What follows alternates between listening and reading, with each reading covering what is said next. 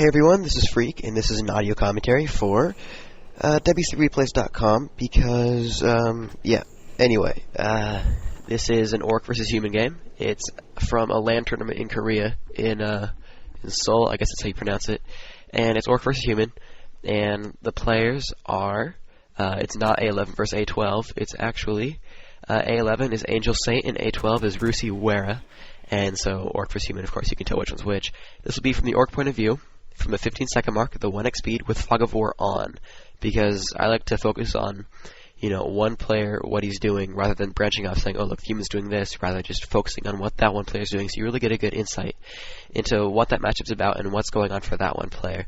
And it's going to be a theme for all my commentaries right here, and all the ones at WC3A. It's a Fog of War on, total this is what this guy's doing, and you'll really get a good feel for it, and it's worked for me pretty well. So 15-second mark, 1x speed, Fog of War on, from the orc player's point of view, that's A11, and he's red, unless you use ally colors, then he'd be blue, but anyway, let's unpause this just now, so 3, 2, 1, unpause. Now he's doing the very standard altar and burrow build. As you notice, you build your burrow right as your first peon finishes construction. And here's a little trick right here, is when you select all of your workers, you can keep spamming the E key on them for return gold. It's usually better for mines that are 4 mines like in Lost Temple.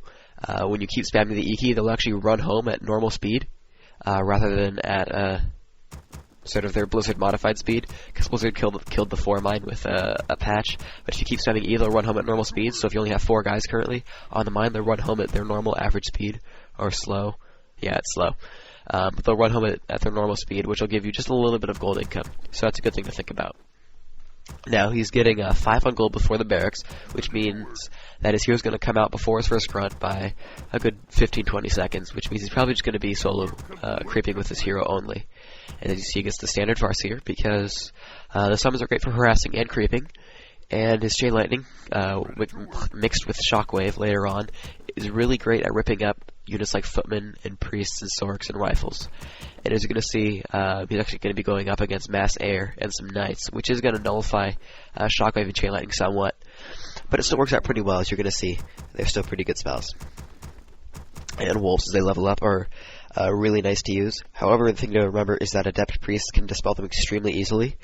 Not as easily as, say, like Beastmaster summons like the Bear, or as Water Elementals, because they can have up to 900 hit points. But it takes 3 dispels to kill level 3 Wolves. Like both of them. Like just instantly. Just, press your hotkey for Priests and D-click, D-click, D-click if they're gone. Sorry, that's a little bit of the human perspective. But that's generally why some people like to go Chain Lightning over Spirit Wolves after you start leveling up, because after a certain point they're not going to be very useful. As if you're going to have like Tauren versus Griffins and Wyvern and stuff, 2 little 20 damage Wolves aren't going to be that effective in comparison, to like a Bloodlusted Tauren. Anyway, right here you see that he's getting a boost of speed so that he can run away if he's ever creepjacked, and he can chase down a hero if he's ever going to creepjack his opponent. So he picks up Sentry Wards. Obviously, because it's a great item, because it's essentially free recon, as you don't need to spend peasants, or peons in this case, to see what your opponent's doing. You can actually just run in there, drop a Sentry Ward, and then everything he's attacking for the next 10 minutes. So that's really nice. And so he picks up another set of Sentry Wards, which is good, and he's sending this Grunt out to go molest this peasant. And right now the Grunt's there so that he can see if his opponent's ever going to tower him, or if he's doing any rush, then he at least has that one Grunt out to help him against that. Because a level 1 Farseer is not going to do much against a bunch of peasants, and, Water Elementals, sorry, a bunch of militia, a bunch of Water Elementals, some towers, and some footmen. So the Grunt's there to help in case he gets rushed. And now you can see his human opponent gets Lightning Shield, and that doesn't hurt Orc as much as it hurts something like human, because Orc has their magical burrows, which they can just run peasants into, or peons, and it makes them really safe overall, because they won't get hit by the Lightning Shield, whereas peasants, they run pretty slowly, and even if you militia, they're still pretty frail, and they'll all take damage anyway, which leaves them pretty open to hit with something like Chain Lightning or Shockwave. So if the Orc player had gotten Lightning Shield instead of Sentry Wards, he probably would have run in there with his Grunt, most likely, because it's very durable. Run in there and gets a 3rd set of Sentry Wards. Run in there and sorry, what am I saying? Yeah, run in there with a lightning shielded grunt, and just tore up some peasants pretty nicely. Overall, works pretty well. So now he made another one grunt as he built another burrow. That may have been an accident, I'm not sure, for getting a burrow and getting a later second grunt. But he didn't really need it because they are completely across map from each other. So he's not really going to get rushed. And he just, drops those sentry wards all over the place so that he can see whatever his opponent's doing. He drops them at sort of expansion spots right there, and sort of just key choke points so that he can know whenever his opponent's coming at his side of the map. So you notice that he knows he's running back towards the middle. He's going to creep. He could have crept that goblin merchant, the mercenary shop. But he sees that he's running home back towards his base, probably to creep an expo or something. And drops another sentry at the fountain, because that way he could pick off injured units that would go to the Fountain of Health, except that it's a Fountain of Mana, which you can actually tell through the Fog of War. If you pay close attention, you go over it, and if it has a slightly purple tint, it's mana. If it's really just clear, light blue, then it will be health. But you can tell, so you didn't have to really spend time looking. But anyway, he's got the sentry wards, way over the map. He has used them all now. He's used all 6, I guess. 1, 2, 3. Well, he's only laid 5 down. He might have sold one, or they might have gotten attacked by the Dust of Appearance. If the humans play smart, he can actually use Dust and reveal it and kill it. If you see that your opponent has sentry wards in his inventory, you can guess some good spots that sentries might have been dropped and buy some Dust and reveal him and kill him. It takes good intuition, but it is possible to do. I've seen it done. In replays, he actually got 2 for 2 on sentry wards, finding them at his base and at some shop. It was pretty nice. But anyway, he's going to creep his expansion with a pair of grunts in his TC, which is a pretty good strat to do, as you can continually harass with your main hero, which is the Farseer. Farseer's a great harassing hero because of the boots of speed and pretty decent damage. He can pretty much stay out of harm's way, at least not get killed. It's pretty hard to get killed when you have boots of speed on a fast-running hero, such as a DH or a Warden, or in this case Farseer, because you can constantly run out the way. And of course he's ranged, so it's really easy to just not get stuck. But he's just constantly rallying grunts to his cause at the expansion. Unfortunately, the healing's making it really tough for him, but he's doing alright. The TC is getting pretty low, as you can see. It's okay to lose him because it's 170 gold to revive, costs less than a grunt to revive. Because of the CRD XP rule, his Farseer is still leveling up from this fight. And of course his opponent doesn't know that at all, because he won't level up, as he's just reached level 2 already. There won't be any telling signs that he's been creeping without his Farseer present. And which is great, because he's creeping the expansion. And really his opponent just believes, the human player just believes that he's going straight to Wyvern. That he's going to go a massive sort of either Wyvern craft or for a Bloodlust Tauren, and really just straight teching, because they're so far away on a map this big that there's really no chance for the human to rush him, especially to tower him. And so the York player is pretty safe with just harassing constantly and creeping behind the scenes, because his human opponent really does not know what he's doing at all. He did send a peasant in at the beginning of the game to scout, and that is something, but there's no really easy way to know what the Orc player is doing. He gets a staff teleportation to get home quicker, and also it's useful throughout the game anyway, just to get around and get items. And so healing salves and clarity on the TC is very useful, because he can fill up mana on the Farseer and whatnot. And great, War 3 just crashed for me, so I'm going to try to get that back up to the correct mark. I guess you guys should pause the commentary right where you are, and I'll try to get there when I can. But you see right now that he was getting Raiders out, and that Raiders are extremely good units overall. If you saw the Grubby versus APM 70 games, or AT Deadman.VWeb games, you would see that he used a great Grunt Raider strat, or unit combination, and that he used to really pick off units extremely well. I'm loading the replay up now. And to, single out Huntresses and Archers, so that if Deadman ever ran, he'd lose 2 to 3 units each time. Whereas, so essentially, Deadman would have to TP each one, each time if he wants to save any units, which makes him spend an extra 350 gold each time he has to run from a fight. So he can't just normally run, he just has to TP every time, which really kind of sucks for him. But anyway, now I'm at the 2-minute mark at 8x speed, I'm getting up there.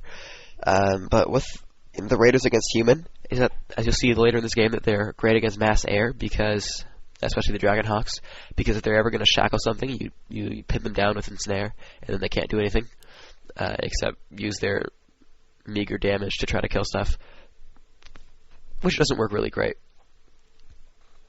But, yeah. So I'm just, watching this Farseer run around. So anyway, now I'm at the spot where his TC is creeping and is going to die. So I'm trying to get focused on what's actually happening. It's kind of hard when I'm watching something else. So I went through what the Raiders are for, and you're going to see he's going to make a couple Wyvern. And, okay, now I'm at the spot. So I'm at 8 minutes 5 seconds. And I'm about to unpause in about 5 seconds. And then you can kind of see where I'm at. So I'm at 8 minutes 5, and I'm unpausing in 5, 4, 3, 2, 1, go. Alright, so now I'm at 806, 807, 808, 809, 810. Okay, so you're roughly synced up. So I'm sorry for War 3 crashing. It's not my fault. Now, he's not using the clarity on the Farseer, which is something that he probably should do so that he could cast Chain Lightning right away and Wolves right away. But he's not doing that. I'm not quite sure why. Maybe he's just saving it in case he needs mana later on for something, but I mean, it's not like it's a potion of mana, but whatever. Anyway, he does have a, 5 grunts and a raider out, which isn't huge, considering that the human army is probably pretty large as well. He's also got a pair of Dragonhawks. As you can see, that Sentry Ward revealed that Griffin Aviator, which is essentially why he got the raiders, is so that he could ensnare. Because Dragonhawks aren't very easy to kill with Orc in general. Because the HH, Headhunters, Berserkers aren't really that strong. They're not as strong as Riflemen, of course. And they don't have a ton of damage. Their damage is pretty good, but it's not extremely high. So it's kind of hard to kill units that way. So being able to use Raiders and using Ensnare and then killing it with your normal units, like the Grunts and the Raiders, you get a pretty good amount of damage, and of course you can't run them away, which is a lot of the advantage of air versus ground, in the case of Dragonhawks versus Headhunters, is that if your Dragonhawk's getting focused, you can run him back and he'll be safe, and he'll just get healed up later on, and you're back to fighting with full capacity. Whereas, if you've got Ensnare, he can't run any injured guys away, and since D-Hawks cost more than Headhunters, it's okay to trade 1 for 1. They cost more than Raiders, so it's okay to trade a Raider for 1 Dragonhawk. So being able to, ensnare, notice he ensnares the MK, which leaves him pretty easy to get hit. Uses Scroll of Speed also to get in there. However, he's fighting the creeps, which is bad, so he has to run back. He's about to get a bolt on that Raider, so that's going to die. So now he's fighting melee against melee, and the Dragonhawks aren't quite effective just yet because he only got 2. They don't do a lot of damage. Sorry, he does have 3. He's going to try to kill what he can, and the Shockwave goes off, but it's not quite enough to kill. So, no real kills for the Orc player. I think he got a pair of Footmen for a Raider, something along those lines. So actually pretty good trade because he also forced a TP. So as you see, that's what those Raiders did. They forced his human opponent to stop to save his MK. 1 Ensnare, did all that, and then once he started fighting, he got to use Shockwave and Chain Lightning, and he got to nail 2 Footmen, and then force a TP. Whereas the opponent would have normally just ran away and not lost really anything. So, as you can see, that's just what Ensnare's done for him. It's really rather powerful. As you see, the level 6 creeps don't get ensnared for very long. So that's just something to realize, is that you're going to have to use a lot of Ensnare or Web to kill a Red Drake. Whereas Aerial Shackles is a completely free kill. But whatever. So he's now got his expansion running up fully, because he's never shown any signs towards actually expanding.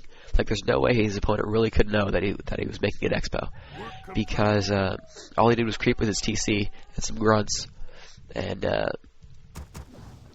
that's all he did. He didn't even creep with his Farseer next to him, next to the expansion. The Farseer was with the human army pretty much the whole time. So there's no easy way to know that he was going off to creep, because the Farseer was always present. And he never saw the Farseer level up randomly, so he never got the idea of Heroless creeping in his mind. Obviously, if you see the Farseer just randomly level up in the middle of a battle without killing anything, he's heroless creeping and that he's getting the share on the XP rule off of that. Whereas since he just got level 2, the creeping without the hero didn't really matter because he never would have leveled just off of those creeps. So there's no really easy way to tell what was going on. And so the expansion is never going to get scouted, and the human's never going to know that's what he's doing. But the grunts are staying alive really nicely. He has lost a hero, and he's losing his raiders a few. But the grunts has ripped through everything on the ground for the human, except those 3 priests. And so now all he's got is the Dragon Hawks, and he's gonna switch up just to mass air. As you can see on the Sentry Ward, he's now getting Griffins out as he's at tier 3. And so now Angels or A11 knows that he's really just switching up to complete mass air, that he's not going to rely on a lot of ground units anymore. You notice the barracks isn't even working, and the Arcane Sanctum's not even working. He's just going to go priests and air. And so with that, he knows it's really time to switch up to a massive anti-air force, which is why he's getting dual bestiary Wyvern. Sorry, 1 sec. Sorry? Okay. Yeah, well, remember, it's open late on Monday. A little bit later, I'm not sure quite. Alright, thanks. Okay. So, sorry. So he's making the dual bestiary Wyvern because Wyvern can kill Griffins really easily. Of course, Dragon Hawks will pretty much own them because of the aerial shackles. But, yeah, if you can take care of those with, as I said, ensnare with the raiders, then aerial shackles completely doesn't work. And you can use Wyvern just to focus down on Dragon Hawks or on Griffins and use their piercing damage to really rip them up because they're light armor and they take double damage that way. He's also getting a pair of bats out so that he can use Concoction on anything that isn't ensnared, because obviously with 2 raiders, if he has anything more than 2 air units, he's not going to be able to ensnare them all, so there's going to be something that's going to be able to shackle. And so by using a stable Concoction on it, he can quickly deal a lot of damage to it and kill it before it does a lot of damage to a Wyvern or a bat that it has ensnared or has shackled. So we're at 14 minutes and 3 right now, and he's just pumping out those bats because he's really diverging from the raider build now, because all he's got is a bunch of air units, and normally ensnare works better for ground units, just by the fact that the ground units can only attack ensnared, whereas the air units, well, I mean, they can attack anything, but he's not really relying on raiders anymore. He's relying on an aircraft kind of build with Wyvern and bats. Right here, he probably could get an ensnare off of the knight and focus it, which he doesn't do, but he does focus down on this tower, which is smart, so I can get rid of that. However, the tower's not focusing on his Farseer, which is not great, but he's doing what he can. He's going to TP out because his army's coming back, and the shackles are going to hurt him, and he has just killed a bunch of peasants, or at least a few. So it's pretty good for him. He made him run home. He killed about 3 workers. And he even got 2 Dragon Hawks on the way there. So he knows that his opponent's really switching up to mass air because he saw 2 Dragon Hawks come at the same time, which means that it is 2 Griffin Aviaries. Also, when he attacked his opponent, he saw there's another Griffin Aviary in there. So he really just overall knows that he's massing air now, which is why he's getting all those bats and all those Wyvern. He's keeping everything else alive. He's got 2 raiders to ensnare anything that's shackling. We're under attack!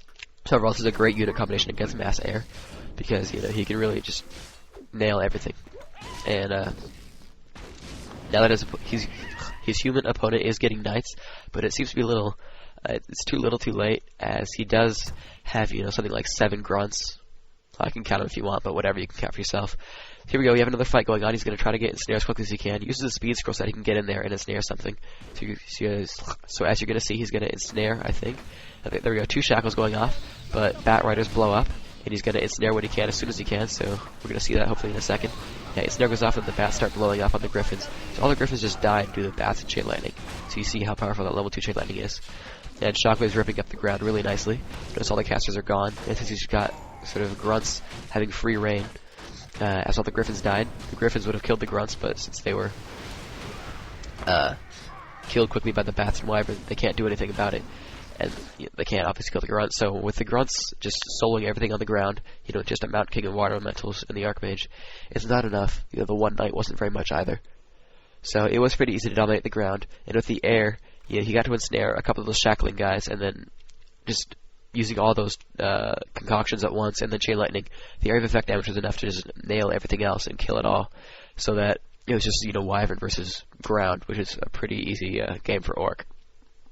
So, as a quick overview of the match as to why he won, is first of all, he got Sentry Wards, which allowed him to see what his opponent was doing for the next 10 minutes of the game. And as the game lasted only 16 minutes, and he was come out at the 2-minute mark, most of the game he knew what his opponent was doing.